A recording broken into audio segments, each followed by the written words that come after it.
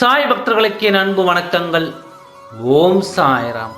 என் அன்பு குழந்தையே, உனக்கான உறவு உன்னிடம் வந்து சேர அதற்கான சூழ்நிலையை நான் உருவாக்கிவிட்டேன்.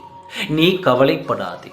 நீ உயிராக நேசிக்கின்ற உறவு உன்னை விட்டு சற்று விலகி சென்று விட்டது என்று நீ வருத்தப்பட்டு நீங்க முடியாத துயரத்திலும் சோகத்திலும் இருக்கிறாய். ஒன்றை மட்டும் புரிந்து கொள். பாசம் அதிகம் இருக்கின்ற இடத்தில் சின்ன சின்ன சண்டை, மன வருத்தம் எல்லாம் வரத்தான் செய்யும்.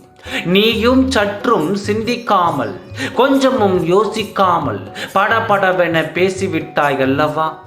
அதனால் தான் சற்று உன்னை விட்டு அவர் இப்பொழுது விலக்கி இருக்கிறார்.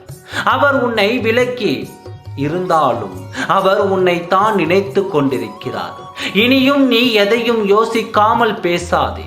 சற்று பொறுமையாக நிதானமாக பேசு. நான் உன்னிடம் எப்பொழுதும் சொல்வது பொறுமையாக இரு.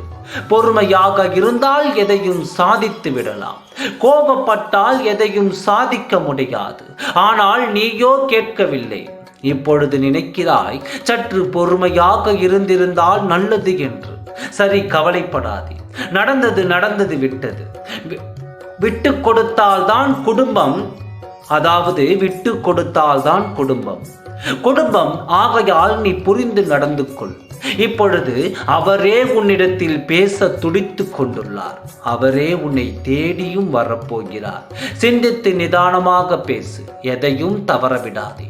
நீ உன் வாழ்க்கை துணையுடன் சந்தோஷமாக வாழ இதுவே நல்ல ஒரு தருணம். நல்லதே நடக்கும். ஓம் சாய்ராம். நன்றி, வணக்கம்.